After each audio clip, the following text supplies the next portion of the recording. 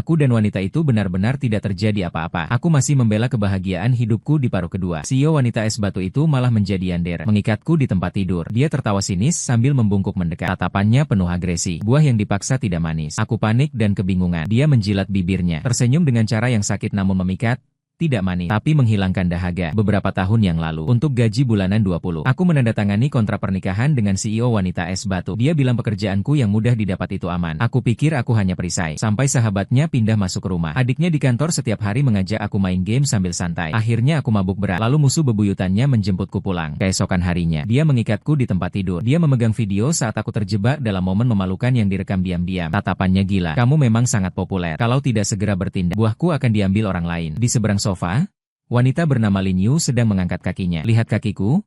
Bagaimana harus menggambarkannya? Panjang dan lurus. Aku memakai stocking hitam. Melihatnya membuatku agak pusing. Dia adalah bos baruku. Juga wanita yang memberiku gaji bulanan 20 yang fantastis. Sebuah dokumen didorong kepadaku. Melayang di atas meja kopi yang berkilau. Meja itu berada di depanku. Ini adalah pekerjaan yang kutawarkan padamu. Suaranya sama dengan suaranya. Dingin dan beku. Tidak ada kehangatan. Tanda tangani saja. Sesuai yang telah disepakati sebelumnya. 20 per bulan. Aku agak merinding. 20 per bulan. Angka itu meledak di kepalaku. Seperti kembang api meletus. Aku menunduk melihat tumpukan kertas itu. Baris paling atas berhuruf tebal besar, hampir membuat mataku silau. Perjanjian pernikahan kontrak. Aku jadi bodoh, menghabiskan setengah hari. Bukan asisten jenius bisnis, juga bukan presiden, konsultan pribadi. Adalah kontrak menjual diri. Aku memegang beberapa lembar kertas itu. Rasanya agak panas di tangan. Aku mengangkat kepala, berusaha memaksakan senyum yang tampak lebih tenang. Pernikahan kontrak ini hanya untuk mengurus keluarga. Aku harus menanyakan dengan jelas. Zaman sekarang menonton banyak drama. Selalu merasa urusan seperti ini selalu diikuti banyak masalah. Kamu tidak memiliki cinta yang tak dapat diraih di luar negeri. Kembali?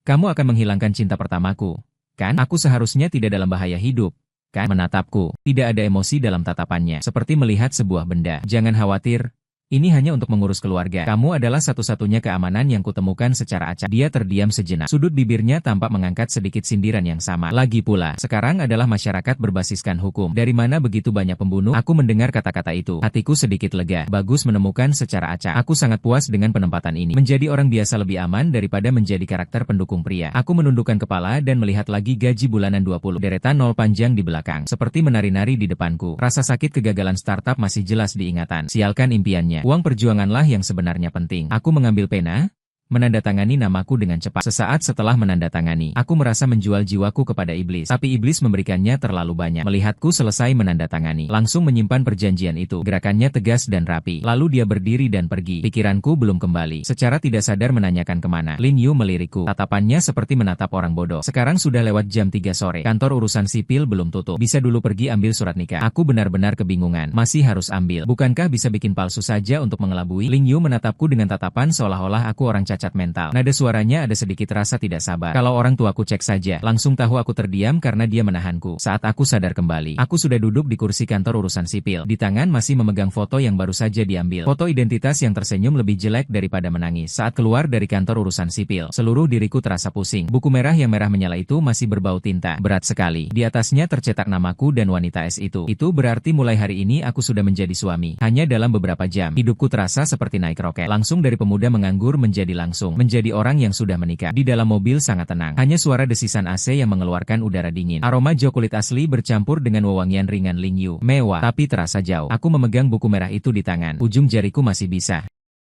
merasakan kontur lambang negara yang timbul emas di sampulnya. Barang ini seperti mimpi. Rasa surrealis yang kuat membuat kepalaku agak kacau. Pikiran melayang tak terkendali kembali ke masa lalu. Aku teringat saat lulus jurusan CNC-ku. Guru berkata dengan penuh arti, ini adalah fondasi industri. Tapi ada pepatah di jurusan kami yang lebih realistis. Mur juga, ibu. Mesin bubut juga, tempat tidur. Satu kalimat itu menggambarkan betapa langkarnya sumber daya perempuan di bidang lelah dan kotor. Setiap hari berurusan dengan minyak dan serpihan besi. Aku benar-benar tidak bersemangat. Jadi setelah lulus kuliah, aku memutuskan beralih karir. Selain itu, di kampus kami mengantar makanan. Tabungan kecil yang kami kumpulkan dari bermain game sebagai jasa level up. Kami memulai usaha pertama kami. Musim panas itu, kami menyewa sebuah truk kecil, membawa satu truk semangka, berjualan di dekat kampus. Untuk menarik pelanggan, kami juga membuat video pendek. Slogan kami teriak keras-keras. Model kewirausahaan 3 mahasiswa. Kali ini proyek usaha kami adalah menjual semangka. Dengan semangat bodoh dan popularitas video pendek. Musim panas itu kami benar-benar menghasilkan banyak. Namun begitu musim panas berakhir, semangka tidak laku lagi. Proyek pertama kami resmi berakhir. Kami tidak putus asa. Dengan uang yang didapat, Kami menyewa sebuah toko kecil, membuka usaha MA Latang seharga 16 yuan. Slogan video juga mengikuti zaman. Model kewirausahaan 3 mahasiswa. Kali ini proyek kami adalah MA Latang 16 yuan. 3 bulan kemudian, harga sayuran naik. Pendapatan tidak cukup. Usaha bangkrut. Kami mengganti proyek lagi. Model kewirausahaan 3 mahasiswa. Kali ini proyek kami adalah hotpot kecil 18 yuan. 6 bulan kemudian, biaya bahan baku kembali menyerang. Kami bangkrut lagi. Kami menggigit gigi dan meluncurkan gelombang terakhir. Model kewirausahaan 3 mahasiswa. Kali ini proyek kami adalah ayam bobo 25 yuan. Kali ini bahkan tidak ada pengunjung lagi. Sebagai yang paling ekstrovert di antara kami 3, saya dipaksa tanpa pilihan. Hanya bisa setiap hari membawa megafon besar dan berteriak di depan toko. Kemudian benar-benar tidak ada cara lagi. Saya memekakan suara dengan slogan yang tak terduga menjadi viral. Membuatnya hidup kembali untuk sementara. Namun aliran pelanggan itu hilang. Bisnis tetap lesu. Pemberhentian terakhir trio wirausaha kami adalah pasar malam. Masih di musim panas. Kami beralih menjual udang kecil. Namun di seluruh jalan pasar malam ada 10 kios. 8 diantaranya menjual udang. Untuk bertahan hidup, saya dipaksa mengeluarkan potensi saya. Mengangkat mikrofon. Memulai karir perjalanan gaya si Cuan Chongqing saya. Aku berteriak sampai suaraku serak dan lelah. Air liur terbang ke segala arah. Benar-benar merebut perhatian dari beberapa gerobak di sekitar. Gerobak lobster kami tetap populer selama 3 bulan. Lalu saat cuaca dingin, bisnisnya mati lagi. Memulai usaha beranggotakan 3 orang. Lagu selesai, orang-orang berpisah. Saudara-saudara pergi ke arah masing-masing. Aku juga memulai perjalanan panjang mencari pekerjaan. Sampai akhirnya aku ditumbuk mati oleh pekerjaan di Liwe dengan gaji bulanan 200.000. Aku sadar kembali. Aku duduk di kursi belakang, melihat belakang kepala Lin Yue. Dengan hati-hati mulai berbicara, memecah keheningan. Bos Lin itu, apa yang biasanya harus aku lakukan? Misalnya memasak untukmu atau semacamnya. Lagi pula ini kontrak. Suami harus melakukan sesuatu supaya hati tenang. Lin Yue yang sedang mengemudi melirikku lewat kaca spion. Sudut bibirnya mengangkat senyum tipis. Kamu sangat suka memasak. Suaranya dingin, seperti menyatakan fakta yang tidak ada hubungannya dengan saya. Kalau ada pembantu, tidak perlu. Apakah masakanmu lebih enak daripada pembantu? Sindiran itu seperti duri kecil yang tepat menusuk hatiku. Kalau harus ngomong hal lain, mungkin aku tidak bisa, tapi memasak, aku memang tidak bohong. Aku terpicu rasa harga diri yang menyedihkan itu. Langsung menjawab, jujur, masakanku memang enak. Kalau ada kesempatan, kamu harus coba. Aku membersihkan tenggorokanku, mulai menjelaskan. Keluargaku sejak kecil cukup baik. Orang tuaku takut aku tidak bisa merawat dengan baik nanti. Mereka khusus mendaftarkanku ke kelas memasak. Awalnya hanya belajar santai, tapi tidak tahan mereka terus memujiku. Kerabat dan teman juga ikut memuji. Sekali pujian, aku jadi bersemangat. Satu demi satu, skill ini pun terisi penuh. Lin Yue tidak berkata apa-apa. Sepertinya dia tidak tertarik dengan sejarah gemilangku. Aku agak membuat diri sendiri jadi tidak menyenangkan, tapi tetap menyelesaikan pembicaraan. Aku berani katakan rasanya tidak kalah dengan hotel bintang 5 di luar sana. Di dalam mobil kembali menjadi hening. Setelah beberapa saat, barulah Lin Yu dengan nada pelan membuka mulut. Tidak bisa menebak apakah senang atau marah. Pada tahap ini masih belum cukup. Kita berdua masih belum akrab. Anggap saja kita bergaul sebagai teman. Dia terdiam sejenak, lalu menambahkan, di depan orang tua kita, cukup tunjukkan keintiman sedikit saja. Ingat, gerakan tubuh jangan terlalu kaku. Baik, sudah diterima, bos. Aku segera menutup mulut dengan bijak. Villa Lin Yu lebih besar daripada yang aku bayangkan. Mobil masuk ke dalam, melewati padang rumput yang dipangkas seperti lapangan golf. Barulah berhenti di depan sebuah bangunan modern 3 lantai. Dia tidak banyak bicara, membawa aku masuk ke pintu, menunjuk sebuah kamar di lantai 2. Kamarmu?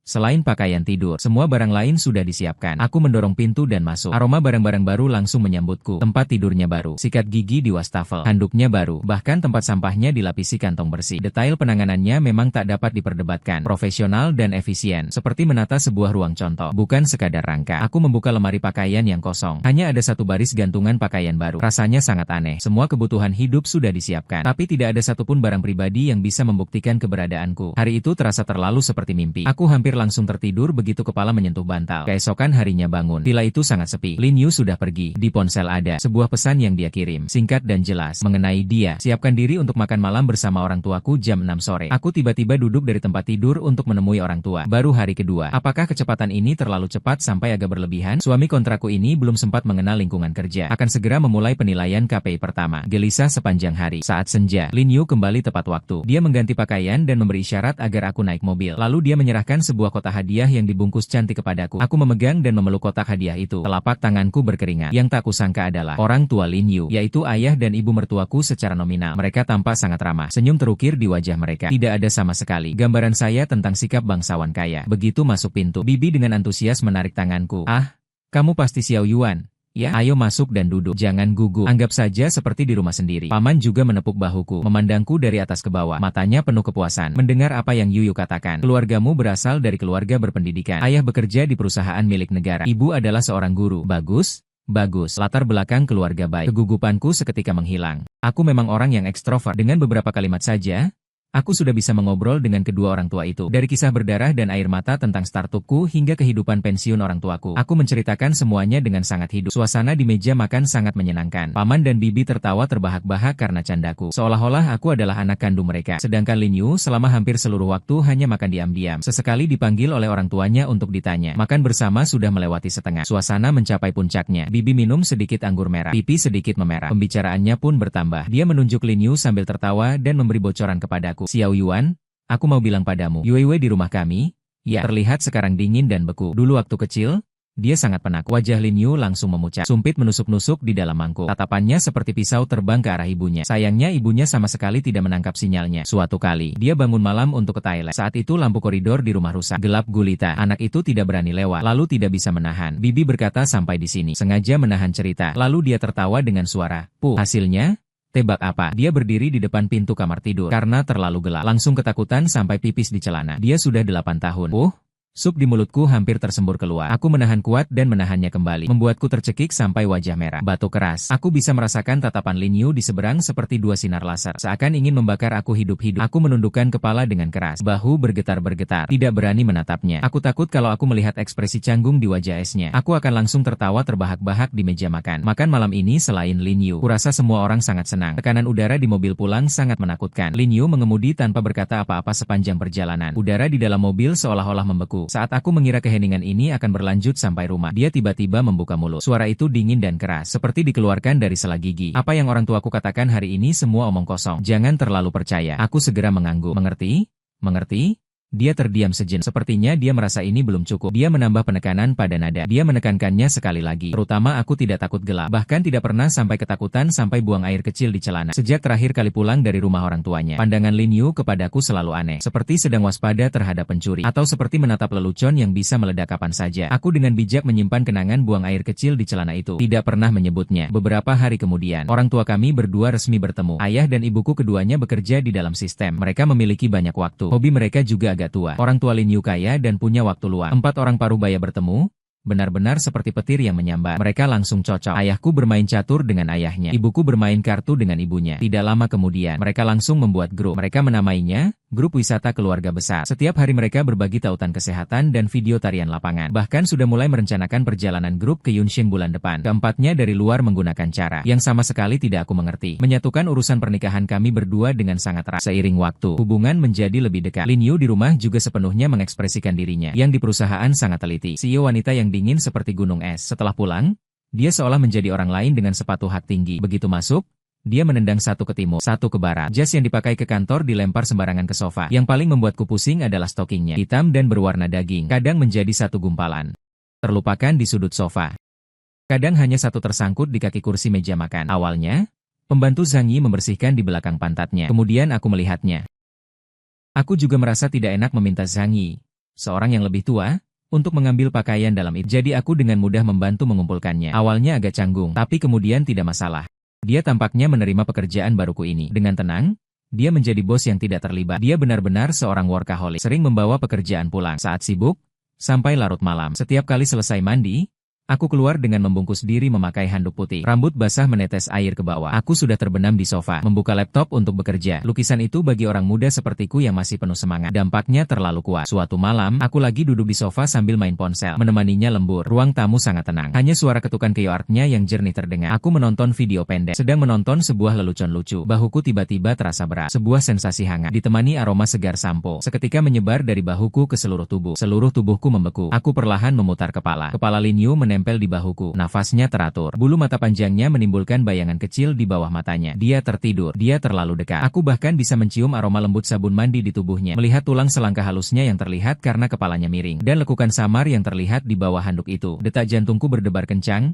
Satu demi satu terasa lebih berat. Seakan ingin melompat keluar dari tenggorokanku. Layar ponsel di tanganku masih menyala. Tapi aku tidak bisa membaca satupun kata di atasnya. Pikiran penuh dengan beban di bahu dan aroma di ujung hidung. Sial, wanita ini benar-benar seperti peri. Seiring berjalannya waktu, situasi seperti ini muncul lagi beberapa kali. Aku pun terbiasa begadang bersamanya. Saat dia bekerja, aku duduk di sampingnya sambil main ponsel menonton video. Setelah dia tertidur, aku membawanya kembali ke kamar. Suatu kali, video yang aku tonton tidak kuatur suaranya. Lin Yu tiba-tiba mengerutkan alis. Matanya belum terbuka. Dia mengangkat kaki dengan tidak sabar. Melepas sandal berbulu di kakinya. Dengan perasaan, Dia melemparkan sandal itu ke wajahku dengan suara, "Pak," yang tidak keras. Suara lembutnya, "Tolong buat lebih pelan." Ya, suaranya bergetar dengan serak setelah baru bangun, dan sedikit keluhan manja yang sulit terdeteksi. Aku menyentuh wajahku yang terkena sandal, bukan malah marah, bahkan agak ingin tertawa. Sejak saat itu, setiap kali saya menonton video, saya secara otomatis mengatur ponsel ke mode senyap. Lagi-lagi malam kerja lembur, Ling Yue akhirnya menutup laptopnya, menghela napas panjang. Hampir bersamaan perut kami berdua bersuara gemuruh. Zhang Yi sudah berumur, tidak tahan begadang, sudah tidur sejak lama. "Ayo pesan makanan delivery." Ling Yue mengambil ponsel, dengan malas bersiap-siap memesan. Saya melihatnya yang lelah. Ada sesuatu yang bergejolak di hati. Kesempatan datang. Saya bangkit dari sofa, meregangkan badan. Ada apa yang enak di delivery? Saya melihat sudut mulutnya mengernyit, menunggu untuk memperlihatkan apa itu serangan dimensi turun. Saya melangkah cepat ke dapur, membuka lemari es super besar dengan pintu ganda.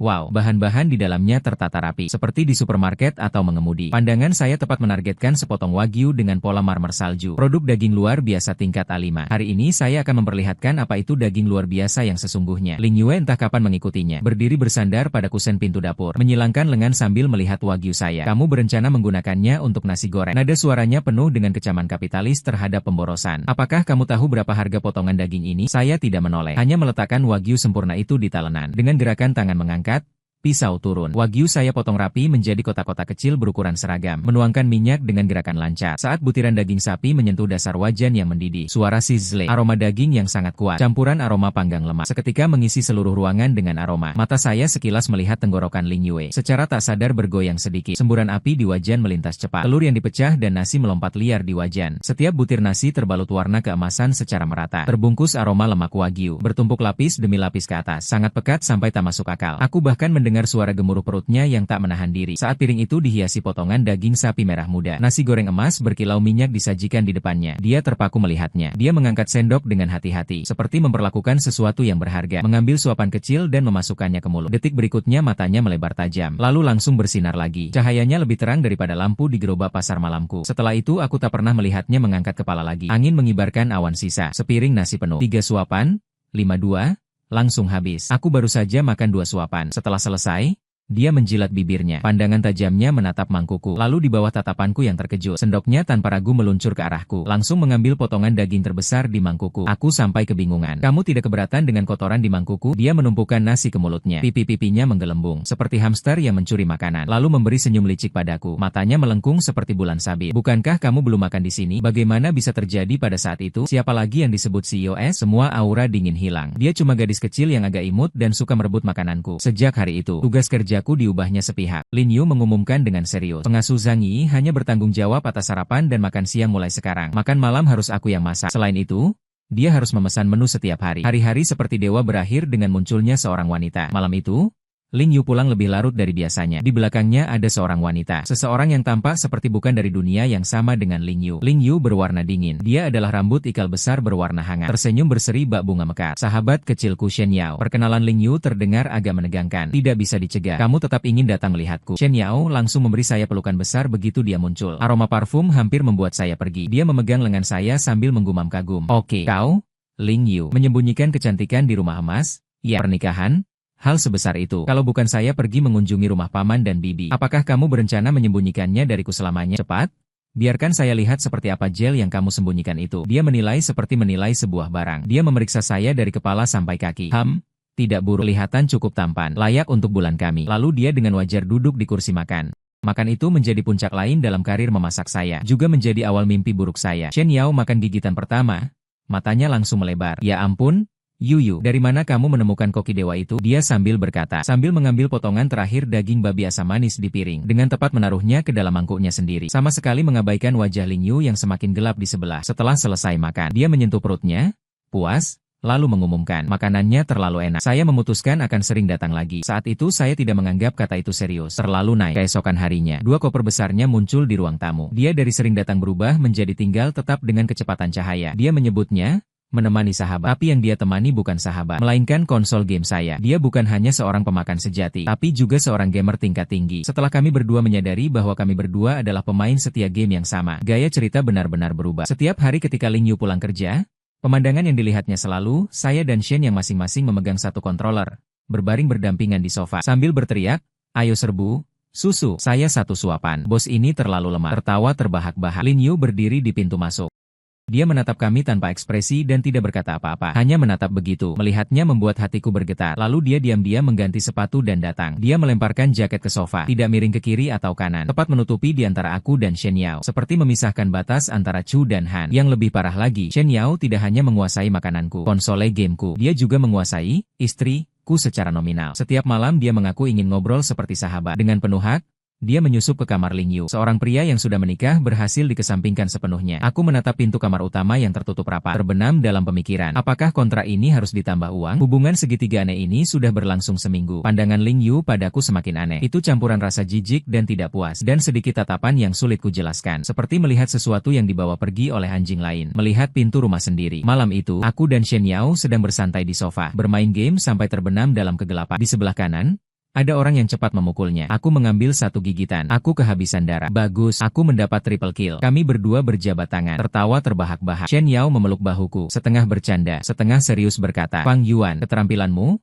kemampuan game ini, beri saja ke Ling Yu sebagai suami. Terlalu tidak berbakat. Kalau tidak, putus saja dengan dia. Aku akan menghidupkanmu. Aku jamin kamu akan makan enak setiap hari. Minum yang pedas. Aku baru saja ingin berkata, lupakan saja. Suara dingin terdengar dari belakang kami. Fang Yuan, gerakanku dan Shen Yao membeku. Aku menoleh. Ling Yu berdiri di sana tanpa ekspresi. Dia hanya menatapku begitu. Di matanya tidak ada emosi. Tapi tatapannya membuat punggungku merinding. Lalu dia berbicara dengan nada yang tak dapat dipertanyakan. Mengumumkan satu persatu kata. Mulai besok, kamu akan bekerja di perusahaanku. Menjadi sekretaris pribadi saya. Udara seketika membeku. Shen Yao yang pertama melompat menolak. Karena apa sih? Yu sudah pergi. Aku main game dengan siapa? Pandangan Lin Yu akhirnya beralih dari diriku. Menyasar ke wajah Shen Yao. Dia adalah suamiku. Pergi kerja di perusahaanku sudah wajar. Kata-katamu langsung membuat Shen Yao terjepit erat. Besok, Shen Yao menyeret 2 kotak besar miliknya. Berjalan sambil menoleh 3 kali setiap langkah. Sebelum pergi, dia masih memegang tanganku. Wajahnya penuh kesedihan dan kemarahan. Yuan, istrimu terlalu mendominasi. Aku duluan pergi. Jaga dirimu. Aku ingin menangis tapi tak ada air mata. Aku mengusir serigala. Membawa diriku ke dalam mulut harimau. Bagaimana dengan hidup santai yang dijanjikan? Gaji bulanan 200.000 yang dijanjikan. Tidak perlu melakukan apa-apa. Sekarang tidak hanya harus menjadi koki, tapi juga harus bangun pagi untuk kerja. Hidupku terasa kelam. Hari pertama kerja, Ling Yu menyuruhku mengirimkan sebuah dokumen ke keuangan. Aku berkeliling perusahaan yang seperti labirin selama 10 menit dengan dokumen itu. Akhirnya dengan percaya diri aku membuka sebuah pintu. Halo, dokumen Departemen Keuangan. 5 atau 6 wanita di kantor mengangkat kepala, menatapku dengan kebingungan. Salah satu menunjuk ke pria tampan di papan nama. Ini adalah Departemen SDM. Besok, aku mengacaukan satu salinan. Menyalin dokumen A4 dengan ukuran A3. Membuang setengah pak kertas. Hari ketiga, Lin Yu menatapku. Bahkan saat membuat kopi, dia bisa membuat air berceceran di seluruh lantai. Akhirnya menyerah. Dia menghela napas panjang. Napas itu penuh kelelahan. Ada rasa tak berdaya. Dan ada sedikit tawa yang tidak aku mengerti. Sudahlah, cari saja kantor di dalam perusahaan dan mainkan sendiri. Jangan membuat kekacauan untukku. Itu saja cukup. Aku dipindahkan ke sebuah kantor yang kosong. Komputernya baru. Kecepatan internetnya sangat cepat. Aku akhirnya bisa bersantai sambil dibayar. Setelah Lin Yu memindahkanku ke pinggiran, aku mendapatkan sumber daya yang belum pernah ada sebelumnya. Seluruh perusahaan, kecuali kantor CEO dan beberapa departemen inti. Aku bisa pergi kemana saja, asalkan jangan biarkan dia melihatku. Aku berkeliaran di perusahaan seperti hantu. Akhirnya menemukan sebuah kantor di sudut yang terpencil. Pintu setengah terbuka. Tidak ada suara apa-apa di dalam. Aku mengintip masuk. Ternyata tata letak kantor ini agak aneh. 4 meja kerja hanya diisi 2 orang. Keduanya adalah 2 perempuan. Salah satunya berbaring di atas meja dengan selimut kecil. Tidurnya nyenyak. Air liurnya hampir mengalir ke keyboard. Yang lainnya memakai headphone peredam suara. Fokus penuh menatap layar komputer. Layar bukan menampilkan angka yang meluap, tapi gambar permainan berwarna-warni. Jarinya mengetik di keyboard dengan sangat cepat sambil mengucapkan sesuatu. Hatiku berdebar sejenak. Wah, apa ini departemen yang luar biasa? Surga bagi yang bersantai sambil dibayar. Aku masuk dengan langkah ringan, menemukan tempat kosong dan duduk. Komputernya baru. Aku menginstalnya dalam 3 langkah cepat. Game yang biasanya aku mainkan. Saat aku bersiap untuk menghancurkan semuanya, gadis yang bermain game itu selesai 1 putaran, melepas headphone, meregangkan badan. Tepat kebetulan melihatku. Dia terkejut sejenak, lalu langsung menampilkan senyum yang alami. Aku yang baru datang mengangguk. Dia menunjuk ke orang yang tertidur lelap di sebelah. Namaku Lin Yao. Dia adik perempuanku. Mulai sekarang kami menjadi rekan seperjuangan. Aku belum mengerti apa arti rekan seperjuangan. Di layar Lin Yao sudah muncul undangan game. Baru kusadari bahwa 2 saudari ini benar-benar master dalam menghindari kerja. Hidup mereka terdiri dari 3 hal: main game, tidur, serta pergi ke kantor yang seperti minimarket untuk menghabiskan waktu. Aku mengandalkan keterampilan game yang biasa lewat begadang di warnet dulu. Dengan cepat aku menguasai mereka. Aku menjadi bagian dari trio penghindar kerja ini, sebagai tulang punggung dan komandan inti yang layak. Ada orang di sebelah kiri yang cepat menyiapkan senjata. Berikan aku kotak pertolongan pertama. Aku hampir mati. Keren? Mereka lagi memberi kami chicken dinner. Hari-hari seperti dewa ini sudah berlangsung lebih dari 10 hari. Aku yang nyaman hampir lupa bahwa aku masih suami kontrak. Sampai sore itu, kami bertiga sedang bermain game bersama. Bermain dengan semangat. Pintu kantor tiba-tiba dibuka tanpa peringatan. Sebuah aliran udara dingin seketika mengalir masuk dari pintu. Secara refleks aku mengangkat kepala dan melihat. Di pintu berdiri Lin Yu. Dia baru selesai rapat dengan setelan hitam yang terpotong rapi. Wajahnya tanpa ekspresi. Tatapannya seperti pisau es yang pecah menembus lurus ke arahku. Suara tawa dan riang di kantor tiba-tiba berhenti. Udara seolah-olah langsung tersedot habis. Sunyi sampai terdengar detak jantung. Di sampingku, Lin Yao dan Lin Xinran bereaksi lebih besar dariku. Mereka berdua seperti kucing yang ekornya diinjak. Mereka melompat tiba-tiba dari kursi gaming. Kabel headset terlepas. Pengontrol game di tangan Lin Yao terjatuh dengan suara plak ke lantai. Keduanya berdiri tegak lurus, kepala menunduk, seperti dua orang yang melakukan kesalahan. Para siswa SD yang menunggu dimarahi. Lalu mereka berbicara dengan suara bergetar yang belum pernah saya dengar sebelumnya. Mereka berseru serempak. "Kak, kenapa kamu datang?" Di kepalaku terdengar dengungan. Seluruh tubuhku membeku di tempat. "Kak." Aku terpaku menatap Lin Yao dan Lin Xinran. Lalu aku melihat lagi ke arah Lin Yue di pintu.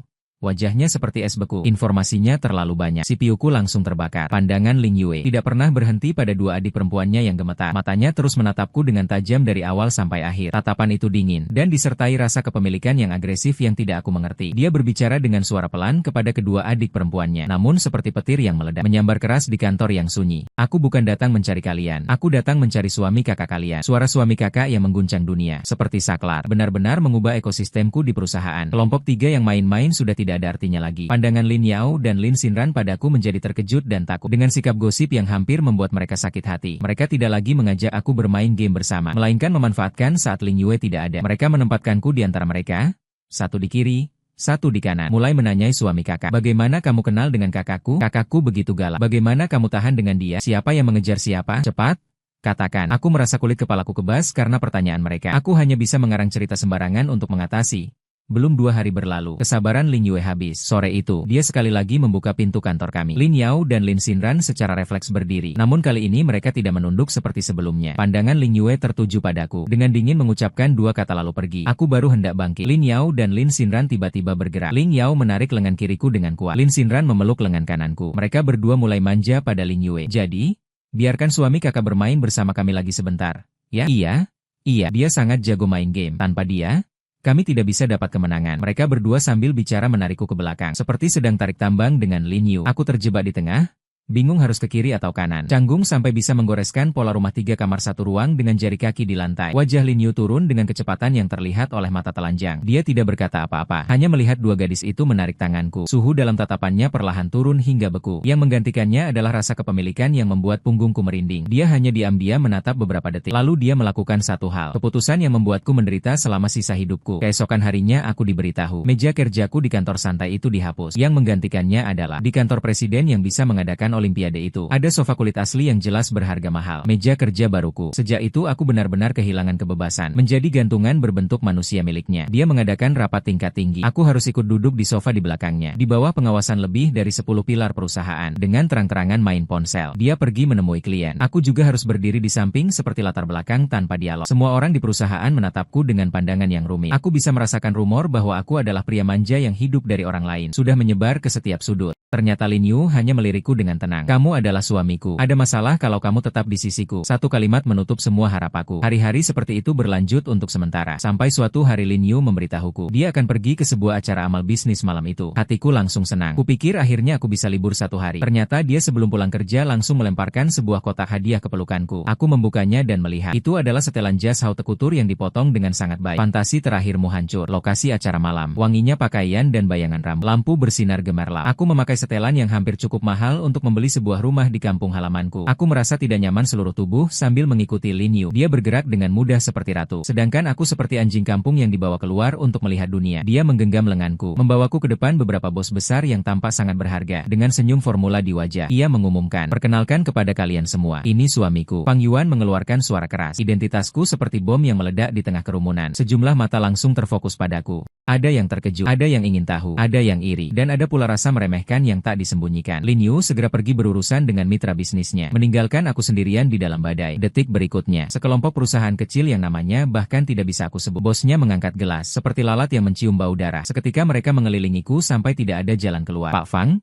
Senang bertemu. Saya hormati Anda dengan satu gelas. Pak Fang memang muda dan berprestasi. Ini untuk Anda. Saya minum. Silakan. Aku didorong oleh mereka. Satu gelas demi satu gelas brandy dimasukkan ke tanganku. Kata menolak tidak bisa keluar dari mulutku. Aku tidak bisa membuat Lin Yu malu. Jadi aku menelan dengan tegar. Satu gelas demi satu gelas minuman beralkohol di pesta ini. Sama sekali berbeda dengan es krim di gerai pasar malam kami. Rasanya lembut di mulut dengan aroma buah. Tapi efeknya seperti tongkat berat. Satu tongkat lebih berat dari yang sebelumnya. Setelah beberapa putaran, aku merasa di bawah kakiku bukan karpet wall mewah, melainkan kapas. Wajah orang-orang di depanku mulai menjadi kabur. Lampu kristal berkelap-kelip di mataku membuat beberapa nama terulang-ulang. Kalau terus minum lagi, pasti akan ada masalah. Aku mencari celah, menyisipkan senyum tipis. Maaf, teman-teman.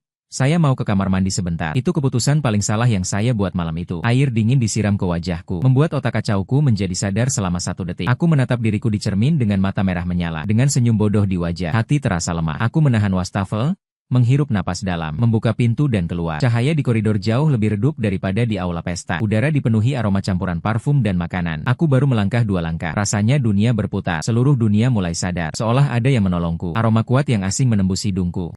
Lalu kesadaranku benar-benar terputus. Aku terbangun lagi, karena sakit kepala yang membuatku terbangun dengan sakit. Kepala terasa seperti dimasukkan ke dalam mesin cuci drum, diputar-putar sepanjang malam. Sakit dan terasa penuh tekanan. Aku membuka mata. Yang terlihat adalah langit-langit yang asing. Lampu kristal mewah, bukan lampu plafon sederhana di Villa Liyue. Udara dipenuhi aroma parfum manis yang lengket, bukan aroma ringan dan dingin yang dipakai Ling Yue. Aku duduk terkejut, menatap sekeliling. Ini adalah kamar tidur yang sangat mewah. Besarnya tak masuk akal. Setelan jasku kusut dan berkerut, masih berbau alkohol yang tak hilang. Aku bukan di rumah. Kesadaran itu seperti segelas air es yang dituangkan di atas kepalaku. Seketika memadamkan semua rasa mabukku. Hanya tersisa rasa dingin yang menusuk tulang. Kau terbangun. Seorang gadis yang malas namun tersenyum muncul dari samping tempat tidur. Aku menoleh dengan kaku, melihat seorang wanita. Dia duduk di sofa di samping tempat tidur, mengenakan jubah tidur sutra. Dengan antusias menatapku. Sangat cantik. Sebuah keindahan yang sangat agresif. Saat dia melihat aku terbangun, sudut bibirnya mengangkat senyum penuh main-main. Semalam minum sampai sangat mabuk. Tidak takut dibawa pergi dan dimakan oleh orang yang tidak jelas. Detak jantungku terlewat 1 kali. Kamu adalah warna rambut yang membuat tenggorokanku kering. Terima kasih. Saya minum terlalu banyak kemarin. Dia berdiri perlahan-lahan dan berjalan ke arahku. Jubah tidur itu mengikuti gerakannya,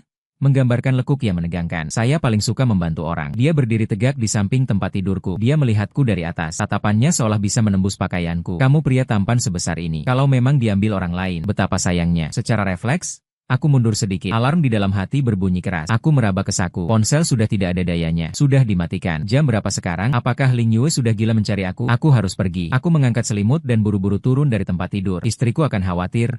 Sayang, dia sepertinya mendengar kata yang menarik. Dia tertawa ringan. Pria tampan sepertimu ternyata sudah menikah. Aku tidak punya pikiran untuk berurusan dengannya. Dengan cepat aku memakai pakaian. Aku merapikan rambut yang berantakan. Aku masih belum tahu namamu. Terima kasih banyak. Suatu hari nanti pasti aku traktir kamu makan. Aku bersikap terlalu sopan. Hanya ingin cepat meninggalkan tempat penuh masalah ini. Dia melihat bibir merahku yang terbuka perlahan, mengeluarkan 3 kata. Yun Shu Yu. Aku menyimpan nama itu di hati. Tanpa menoleh, aku berlari keluar kamar. Aku tidak menyadari. Di belakangku, Yun Shu Yu melihat bayanganku yang melarikan diri dengan panik. Wajahnya menampakkan ekspresi mainan yang rencananya berhasil. Aku hampir berlari sambil merangkak pulang ke rumah. Sakit kepala terasa seperti pecah. Perut terasa bergelombang seperti lautan. Tapi semua itu tidak sebanding dengan gelombang besar di hati. Aku membuka pintu. Ling Yue duduk di sofa ruang tamu. Dia tidak menyalakan lampu. Hanya menyalakan lampu lantai kecil di samping. Cahaya kuning keabu-abu membuat bayangannya memanjang. Dia duduk begitu tenang, seperti patung tanpa kehidupan. Ketenangan yang menakutkan sudah kembali. Suaranya sangat lembut. Di ruang tamu yang luas, suaranya seperti guntur. Setelan saya berkerut seperti acar kering. Rambut berantakan seperti sarang ayam. Saya berdiri di pintu masuk seperti tahanan yang menunggu pengadilan. Saya membuka mulut. Pita suara saya kering sampai terasa berasa. Saya minum terlalu banyak kemarin. Saya sampai kehilangan ingatan karena minum. Saya tidak berani berbohong. Saya juga tidak ingin berbohong. Saya dibawa pulang oleh seorang wanita. Namanya Yun Shu Yu. Tapi saya bersumpah tidak ada apa-apa yang terjadi antara saya dan dia. Lin Yu tidak menunjukkan ekspresi apapun. Hanya menatap saya dengan pandangan itu. Seperti melihat orang asing yang tidak ada hubungannya dengannya. Saat itu, teleponnya yang diletakkan di meja kopi tiba-tiba bergetar. Layar menyala. Dia mengangkatnya dan melihat sekilas. Hanya sekilas itu. Saya melihat ada sesuatu di wajahnya yang tenang. Terbuka sebuah retakan. Tapi segera ia menutupnya dengan cepat. Sampai saya pikir itu hanya ilusi saya. Dia meletakkan teleponnya. Bahkan dia tersenyum padaku. Senyumnya lebih membuat saya merinding daripada ketika dia tidak tersenyum. Tidak apa-apa?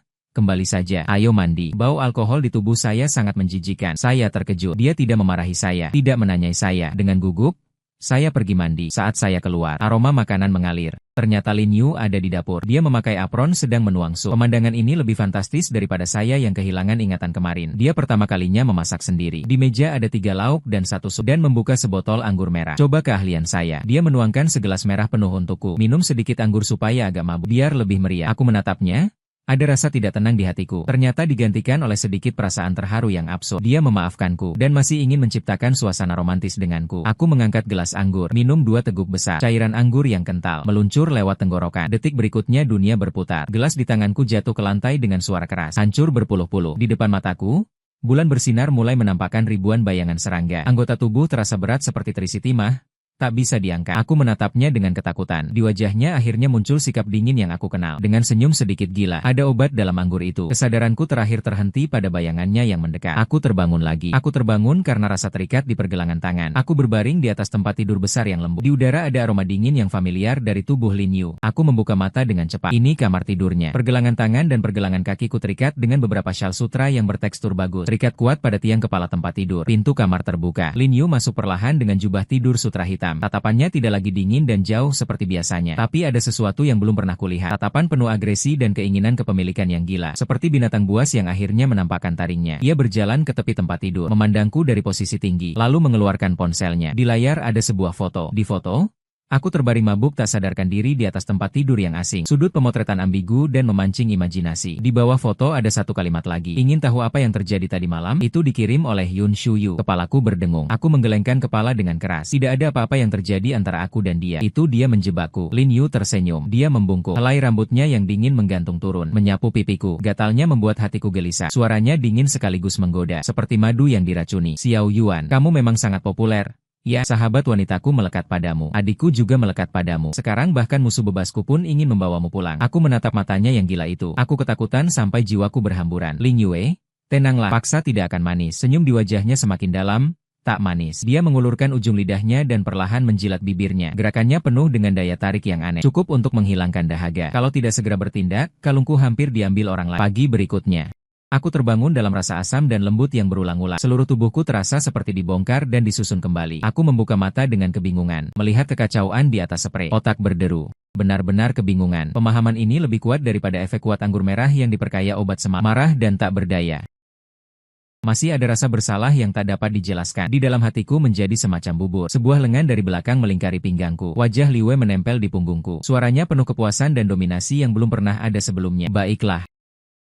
Sekarang kamu benar-benar milikku. Jangan berpikir untuk melarikan diri lagi. Aku menutup mata. Hatiku terasa pahit. Menggunakan fakta dan kekuatan. Dengan tanggung jawab yang tak bisa aku hindari. Lalu gunakan cara keluarganya yang luar biasa. Dia memasangkan sebuah ikatan yang dibuat dari cinta dan kegilaan. Rantai abadi. Aku benar-benar gagal. Tak lama kemudian, sebuah pernikahan megah yang menggemparkan seluruh kota dilaksanakan tepat waktu. Di wajahku tersenyum sempurna. Aku bekerja sama dengannya menyelesaikan semua upacara, mengumumkan ke seluruh dunia jangkauan saya. Mulai hari ini aku adalah pria Ling Yu. Tidak lama setelah pernikahan, Ling Yu langsung hamil. Aku sepenuhnya menyerah pada perlawanan dan menerima takdir. Mulai merawatnya dengan sepenuh hati. Menjadi seorang ibu rumah tangga penuh waktu yang layak. Hari-hari berlalu dengan cepat. Malam itu setelah makan malam, kami berdua berpelukan di sofa teras villa. Angin malam sangat lembut. Aku perlahan menyentuh perut kecil Ling Yu yang sudah menonjol tinggi. Suasana hangat seperti mimpi. Akhirnya aku mengajukan pertanyaan yang selalu menghantui hatiku. Sayang, aku masih tidak mengerti mengapa dulu begitu banyak orang. Kenapa kamu malah memilih aku? Ling Yu menggosok-gosok tubuhnya di pangkuanku, mengubah menjadi posisi yang lebih nyaman. Dia tersenyum licik. Pertama dia memberi jawaban resmi yang terdengar tak terbantahkan. Apakah mencintai seseorang membutuhkan alasan? Apakah tidak apa-apa jatuh cinta pada pandangan pertama? Cinta dan suka hanyalah satu perasaan. Tidak ada alasan. Dia terdiam sejenak, lalu menambahkan satu kalimat lagi. Tentu saja, kamu boleh bilang aku hanya mengincar tubuhmu. Lagi pula kamu memang cantik di mataku. Yang paling penting, kamu juga sangat populer. Aku tidak akan menyentuhnya. Kalau cepat, bukankah akan diambil orang lain? Mendengar logika bengkoknya itu, aku hampir tertawa. Namun kata-kata selanjutnya membuat senyumku membeku. Dia mengangkat kepalanya. Matanya berkilau di bawah sinar bulan menatapku, seperti menyimpan bintang-bintang di seluruh lagi pula. Gayamu saat rap memang keren banget. Seluruh tubuhku terasa seperti tersambar petir. Di kepalaku tiba-tiba terbayang musim panas yang pasar malam yang ramai itu. Aku memegang mikrofon dan berteriak. Dengan suara serak dan lelah, aku berteriak. Sekarang mengingatnya, bahkan jari kakiku menekan tanah memanggilnya, Mai, Raja Lobster. Raja Lobster bisa ditumpuk menjadi gunung. Ternyata yang disebut-sebut sebagai seseorang yang dipilih secara sembarangan itu adalah penipuan mengejutkan yang dibuat untuk menjebak saya. Dia sudah lama mengincar saya. Saat saya berada dalam keadaan paling memalukan, terpuruk, dan tak terhormat. Saya tersenyum getir sambil menatap orang di dalam pelukanku. Orang ini tersenyum seperti rubah yang menembus hati. Ternyata perjanjian itu adalah langkah pertama kamu menipuku masuk ke dalam perangkap. Dia tidak menyangkal. Dia hanya tersenyum lebih bahagia. Saya menundukkan kepala dan mencium keningnya. Saya menghela napas dengan pasrah. Tapi sepertinya saya cukup senang dibohongi olehmu.